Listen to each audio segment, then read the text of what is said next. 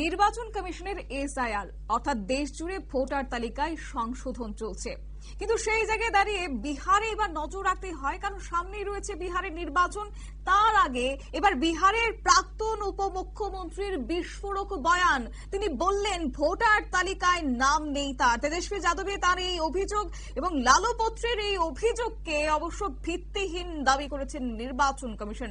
জানবো বিস্তারিত, আমাদের সঙ্গে যুক্ত হয়েছে প্রতিনিধি সৌম্য মুখোপাধ্যায়। সৌম্য, কি জানতে পারছো?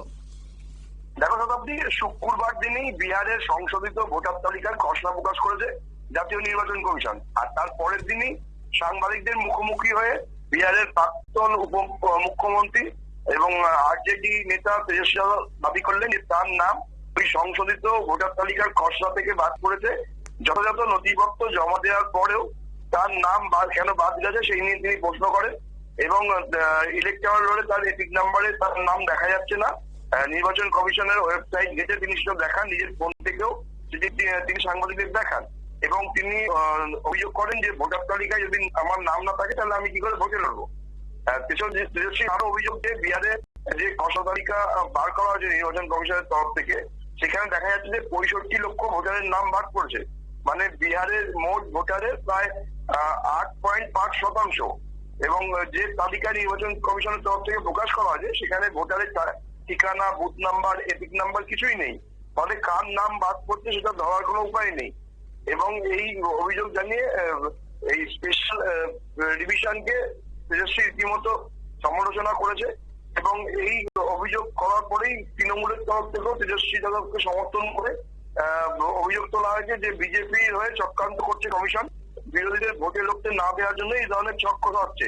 এবং তেজস্বীর নাম যদি ভোটার তালিকায় না থাকে তাহলে তিনি নির্বাচন লড়তে পারবেন না এবং সেটাই বিজেপি চাইছে।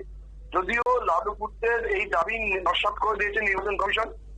লালু পুত্রের সাংবাদিক বৈঠকের পরেই নির্বাচন কমিশনের তরফ থেকে একটি নথি প্রকাশ করা হয় যেখানে তেজস্বী যাদবের নাম রয়েছে এবং কমিশন জানিয়েছে যে পুরনো এপিক নম্বর দিয়েই লালু যাদবের পুত্র তেজস্বী যাদব সার্চ করেছিল, ফলে তিনি তার নাম খুঁজে পাননি। কিন্তু খসড়ার নির্দিষ্ট জায়গাতেই তেজস্বী যাদবের নাম আছে এবং অযথা এসআইআর এর বিরোধিতা করার জন্যই বিরোধীরা এই অভিযোগ তুলছে। বিষয়টি নিয়ে বিতর্ক তৈরি হলে কমিশনের তরফ থেকে নথি বার করে দেওয়া তেজস্বী যাদব এই অভিযোগ ভিত্তিহীন বলেই প্রমাণিত হয়েছে। ফলে নতুন করে আবার আক্রমণ চালাচ্ছে বিজেপি। তাদের বক্তব্য যে এইভাবেই ভোটারদের মিথ্যে প্রচার করে প্রভাবিত করার চেষ্টা করা হচ্ছে, যদিও নির্বাচন কমিশন ঠিকই করছে এবং তার প্রমাণও তারা রেখেছে। বিরোধীরা বিজেপি বা নির্বাচন কমিশনকে যতই বদনাম করার চেষ্টা করুক, সাধারণ মানুষ সবকিছু দেখছে এবং ভোট বাক্সে এই জবাব দেবে। শতাব্দী, ধন্যবাদ।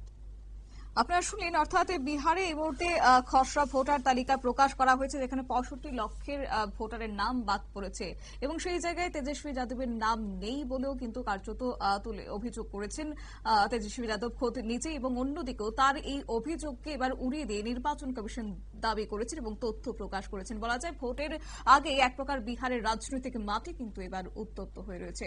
নিয়ে নিচ্ছে ছোট্ট একটি বিজ্ঞাপন বিরতির সঙ্গে থাকুন।